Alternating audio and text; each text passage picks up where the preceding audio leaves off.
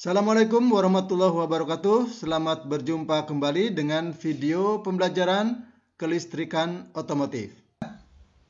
Nah, sekarang kita lihat diagram blok sistem pengapian CDI.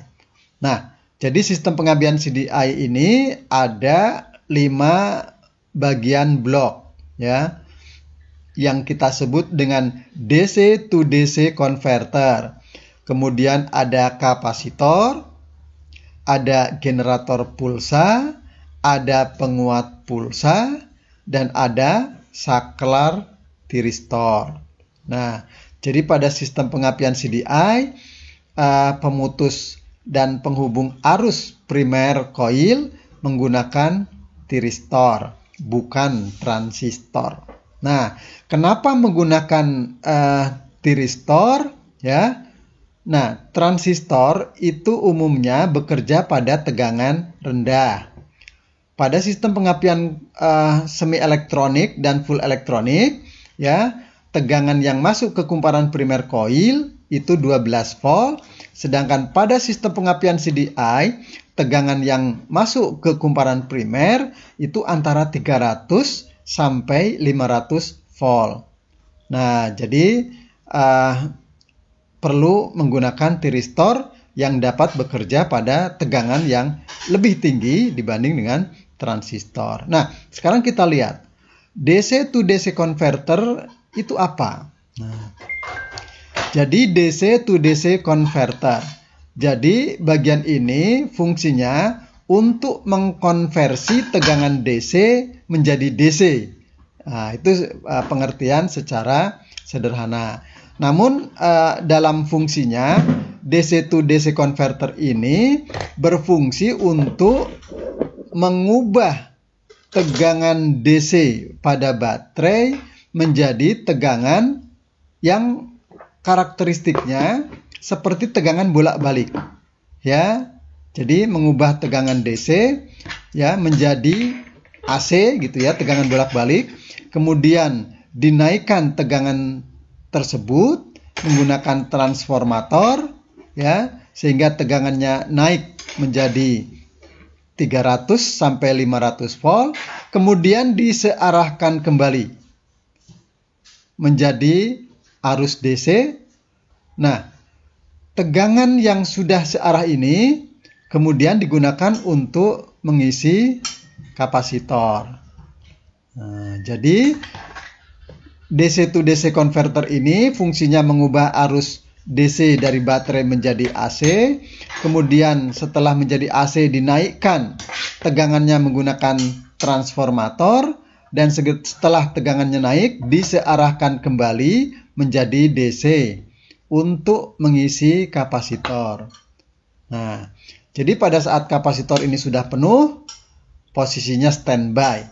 Ya, muatannya sudah penuh. Nah, kapan muatannya dibuang tergantung dari kapan saklar tiristor itu bekerja. Nah, saklar tiristor bekerja tergantung dari adanya pulsa atau sinyal dari generator pulsa. Jadi generator pulsa ini fungsinya untuk menghasilkan sinyal tegangan. Seperti halnya pada sistem pengapian full elektronik, itu ada generator pulsa atau pembangkit pulsa.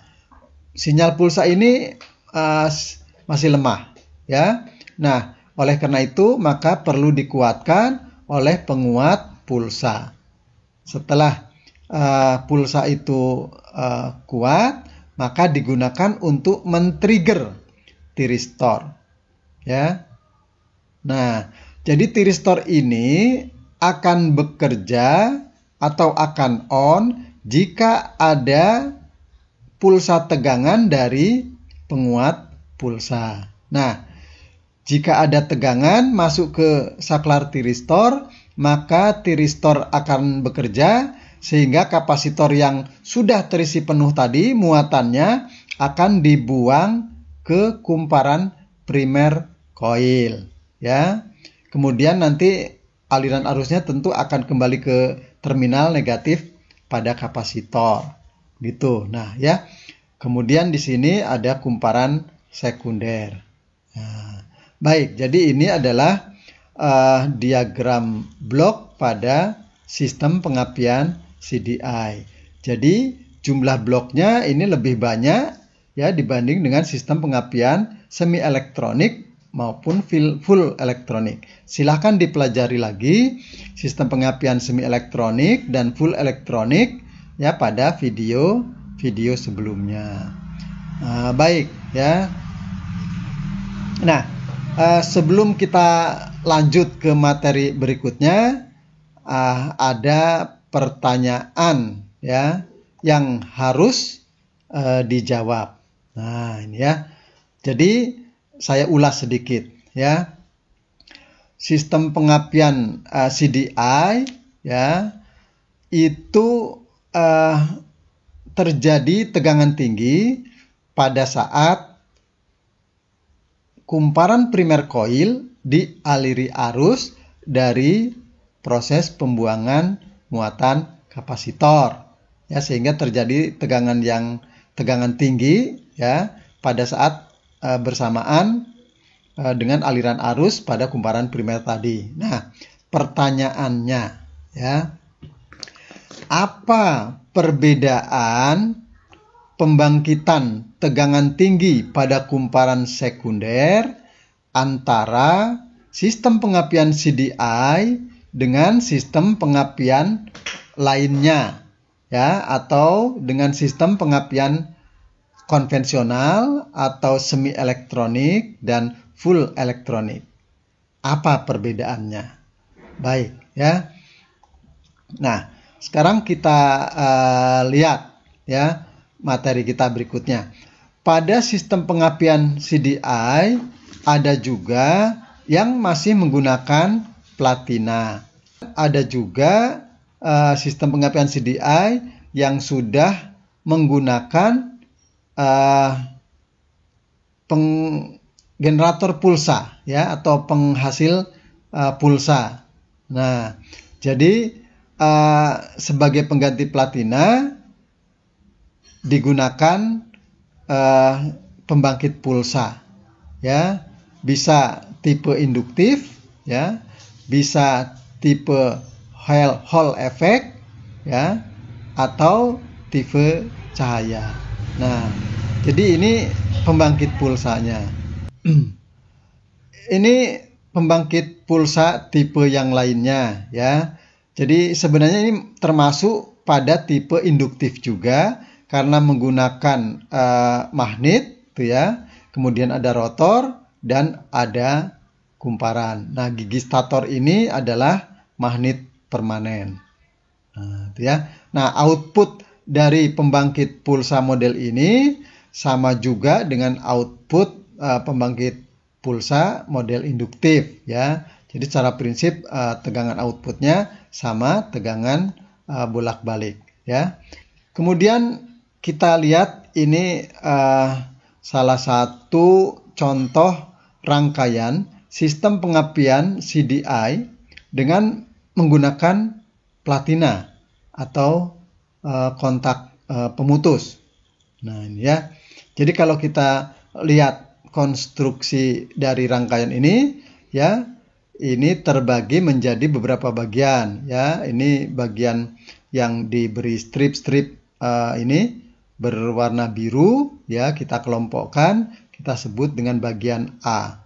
Kemudian ini bagian B ya, ini bagian C ya, ini bagian D, dan ini bagian E. Nah, sekarang kita diskusikan bersama, kita bahas bersama. Pada diagram blok sistem pengapian CDI, kita kembali lagi ke sini ya. Ada 5 blok ya, DC to DC converter. Ada kapasitor, ada saklar tiristor, ada penguat pulsa, ada generator pulsa. Ini ya. Jadi ada 5 blok gitu ya. Nah, sekarang kita kembali ke rangkaian ini ya. Ini bagian A ya. Bagian A ini kita sebut dengan DC to DC converter ya. Jadi rangkaian yang berfungsi untuk mengubah tegangan DC menjadi tegangan AC. Kemudian tegangan AC itu dinaikkan oleh transformator ini, ya. Kemudian tegangan yang sudah naik tersebut disearahkan lagi oleh dioda. Nah, sekarang kita lihat, ya.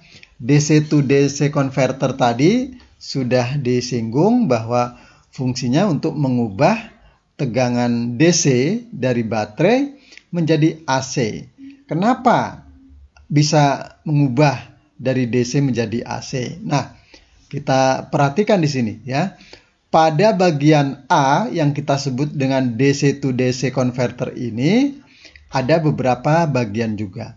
Ini bagian yang pertama itu ada 2 buah transistor, ya, yang dipasang sedemikian rupa seperti ini, dan ini membentuk rangkaian flip-flop. Jadi rangkaian flip-flop ini adalah rangkaian yang bekerja, ya, transistornya bekerja ini secara bergantian, ya, secara bergantian. Jadi transistor yang kiri dan yang kanan itu bekerja bergantian dengan cepat. Nah, ya, nanti pada bagian cara kerja bisa kita lihat bagaimana proses on dan off-nya transistor yang sebelah kiri dan sebelah kanan. Jadi pada rangkaian ini saya akan ulas sepintas tentang rangkaian ini, ya. Jadi ini adalah bagian rangkaian flip-flop, ya. Nah, secara sederhana rangkaian flip-flop ini adalah rangkaian yang tadi kalau kita lihat fungsinya adalah mengubah tegangan DC menjadi AC, begitu, ya. Nah, inilah yang mengubah DC itu menjadi tegangan AC atau memiliki karakteristik seperti tegangan AC, begitu. Nah, sekarang kita lihat, ya. Jadi kalau di sini dari baterai, ya, ini ada saklar, gitu, ya. Kemudian ada hubungan ke salah satu terminal pada kumparan primer, ya. Nah, kumparan primer ini ada 2 terminal yang lainnya, ya. Ini terminal bagian atas dan terminal bagian bawah, ya. Jadi bagian tengah ini adalah bagian CT dari terminal dari kumparan primer ini, ya. Jadi arus dari baterai ini nanti akan dapat mengalir ke titik 0, ya, dan ke titik 9 ke atas, atau dapat juga mengalir dari 0 ke 9 di bawah, tergantung dari transistor ini on atau off, atau tergantung dari ini on atau off, ya. Nah, aliran arus dari baterai bisa mengalir ke bagian bawah, ke kumparan primer bagian bawah, ya, pada saat transistor yang sebelah kanan on, yang sebelah kiri off. Nah, jadi kalau yang kanan ini on, maka arus dari baterai ini kalau nanti posisinya ini on, ya, saklarnya on, arus bisa mengalir ke kumparan primer bagian bawah, ya, ke transistor yang kanan, kemudian ke massa. Nah, arus juga dapat mengalir ke kumparan primer bagian atas, ya, ke terminal 9 bagian atas, pada saat transistor yang sebelah kiri ini on, yang sebelah kanan off, ya. Jadi kalau ini on, maka arusnya akan mengalir ke atas, kemudian ke transistor ini, kemudian ke ground. Nah, jadi transistor kiri dan transistor kanan bekerja secara bergantian. Jika transistor kiri ini on, maka transistor yang kanan ini off. Dan sebaliknya, jika transistor yang kanan ini on, maka yang kiri akan off. Nah, ya. Jika transistor kanan ini on, arus dari titik 0 akan mengalir ke kumparan primer bawah, ya, kemudian ke massa lewat transistor yang kanan. Jika transistor kiri ini on, maka arus dari terminal 0 akan mengalir ke kumparan primer yang atas, ya, kemudian ke massa melalui transistor sebelah kiri ini. Nah, jadi transistor ini bekerja secara bergantian. Nah, begitu ya. Nah, nanti ada cara kerjanya sendiri, ya.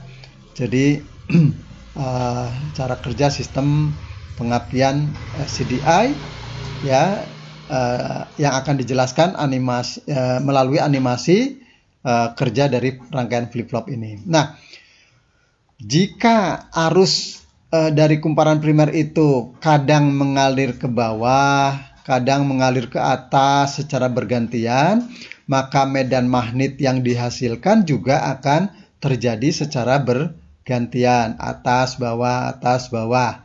Nah, proses perubahan terjadinya medan magnet pada kumparan primer ini akan menyebabkan terjadinya tegangan induksi pada kumparan sekunder. Dan ini adalah prinsip kerja dari transformator. Jika pada kumparan primer terjadi perubahan medan magnet secara periodik, maka pada kumparan sekunder juga akan terjadi tegangan tinggi, ya.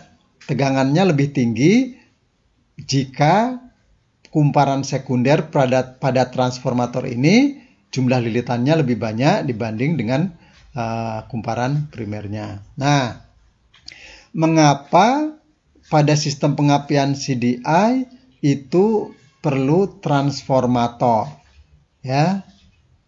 Nah, jadi pada awal video tadi sudah disinggung bahwa kapasitor ini diisi dengan tegangan yang relatif cukup tinggi antara 300 sampai 500 volt. Nah, sedangkan tegangan baterai yang tersedia hanya 12 volt. Nah, untuk memenuhi tegangan pengisian antara 300 sampai 500 volt, maka tegangan DC dari baterai ini harus dinaikkan. Nah, penaikan tegangan DC tidak bisa langsung kita hubungkan antara baterai kemudian dihubungkan ke kumparan primer transformator, ya, tidak bisa karena tegangan baterai itu searah. Sehingga jika kita alirkan langsung ke kumparan primer coil tanpa menggunakan rangkaian flip-flop, maka medan magnet yang terjadi pada kumparan primer itu akan stabil, ya, tidak berubah-ubah.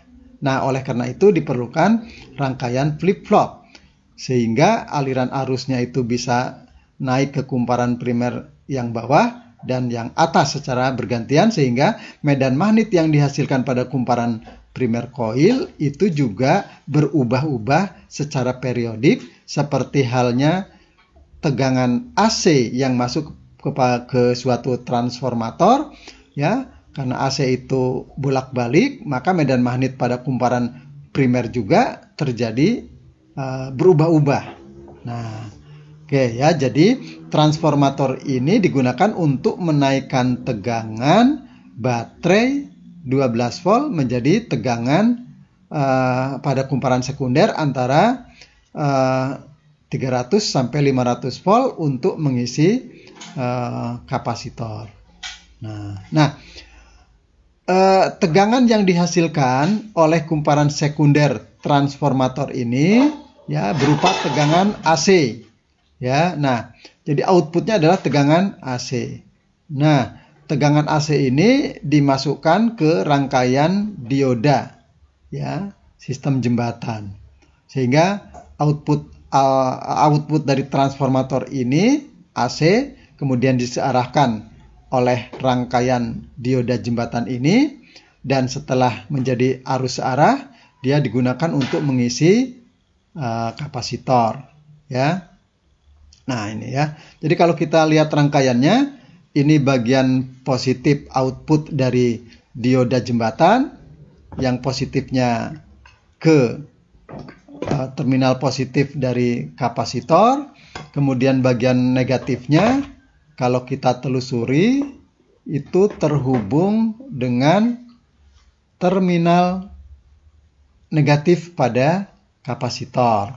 Ya, nah jadi dioda jembatan ini menyearahkan tegangan yang dihasilkan oleh kumparan sekunder transformator, ya, tegangan yang sudah searah ini kemudian digunakan untuk mengisi kapasitor.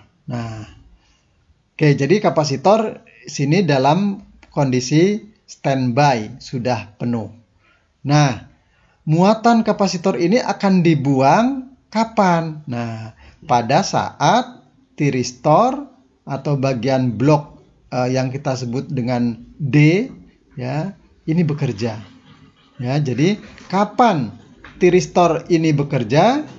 Ya.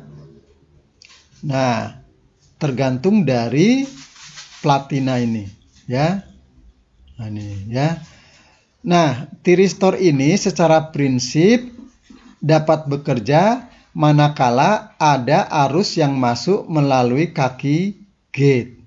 Ya, jadi kaki tiristor ini ada 3.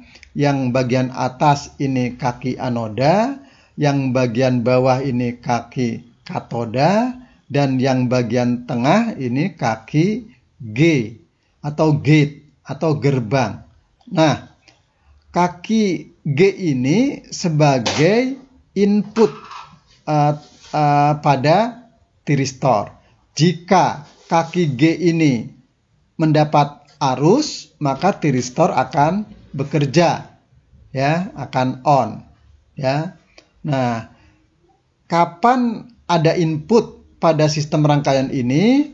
Nah, jadi pada rangkaian CDI jenis ini yang masih menggunakan kontak pemutus atau platina, ya, kerjanya bergantung dari kontak poin ini, ya. Nah, jika kontak poin dalam posisi tertutup, maka arus itu nanti akan mengalir, ya, ke sini, ya, ke platina, ke massa. Nah, tidak ke tiristor karena di sini rangkaiannya tertutup langsung ke ground lewat platina. Jika platina kondisi terbuka, maka arus tidak bisa ke ground, ya, melalui platina karena platina terbuka, sehingga arus akan mengalir ke kaki gate tiristor ini. Nah, pada saat ada arus yang masuk ke kaki gate inilah tiristor akan on, akan bekerja, sehingga muatan kapasitor itu akan keluar, ya, dengan cepat ke tiristor kaki anoda, kemudian ke kaki katoda, kemudian akan mengalir ke kumparan primer coil, begitu, dan akan menuju ke kaki negatif dari kapasitor. Jadi terjadi rangkaian tertutup, pembuangan muatan kapasitor dari kapasitor, ya, kemudian tiristor, kemudian ke kumparan primer coil, ya, kemudian ke negatif kapasitor. Nah, pada saat pembuangan muatan kapasitor dengan cepat ini melalui kumparan primer coil, maka pada saat yang bersamaan dengan cepat terjadi perubahan medan magnet.